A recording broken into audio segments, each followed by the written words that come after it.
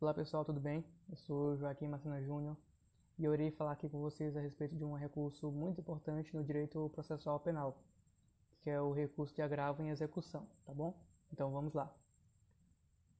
Bom, quando que esse recurso é interposto, né?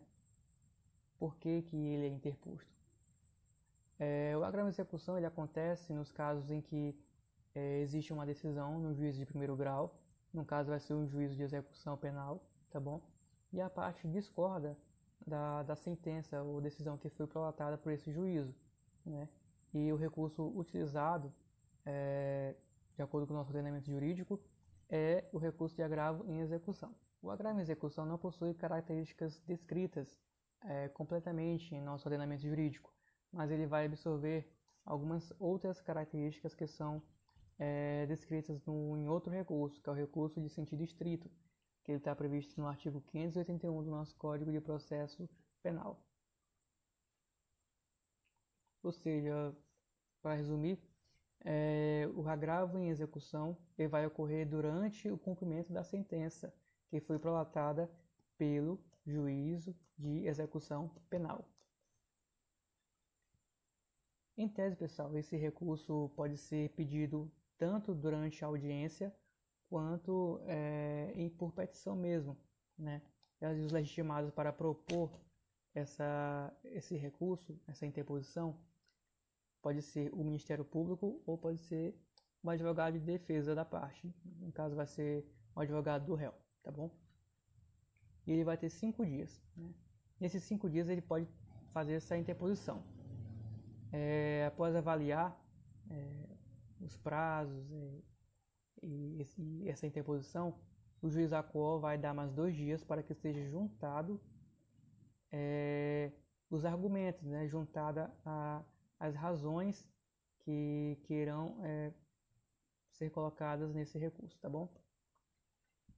É importante deixar bem claro também, pessoal, que no agravo em execução, o juízo ACO, que é o juízo de execução penal de primeiro grau, não irá fazer o juízo de admissibilidade, tá bom?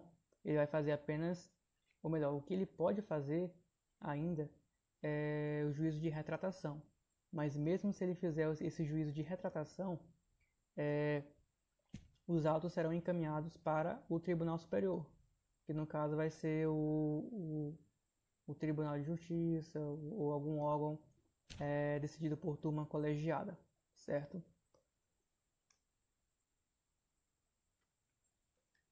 Os doutrinadores deixam bem claro assim que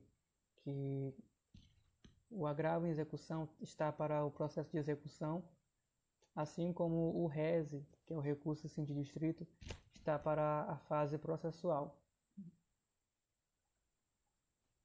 Sobre os seus efeitos. Como eu disse anteriormente, este recurso também possui alguns efeitos que podem ser previstos no nosso ordenamento jurídico.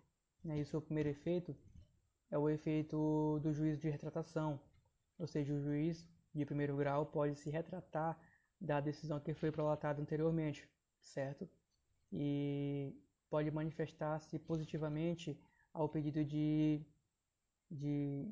reforma dessa sentença ou decisão prolatada.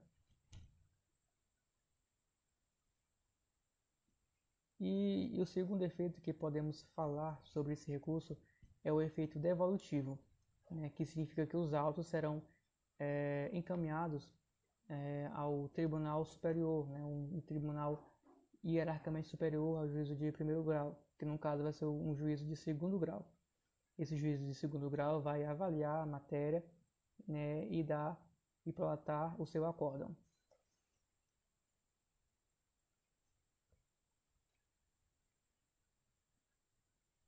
Em regra, ele possui apenas esses dois efeitos, que é o efeito devolutivo e o do juízo de retratação, né? Porém, pessoal, existe uma exceção à regra do efeito suspensivo, que é quando principalmente a vítima pede a desinternação ou liberação da medida de segurança, que são nos casos de absolvição imprópria, como inimputabilidade ou semi-inimputabilidade do agente, né? Com o trânsito julgado, o sujeito permanece internado até que seja julgada a matéria pelo Tribunal Superior, tá bom? E, como disse anteriormente, os legitimados para propor este recurso no direito processual penal pode ser o Ministério Público ou o advogado da parte, tá bom?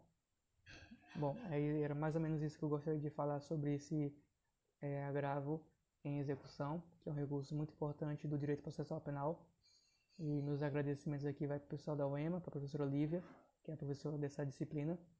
E meu muito obrigado a todos vocês, tá bom?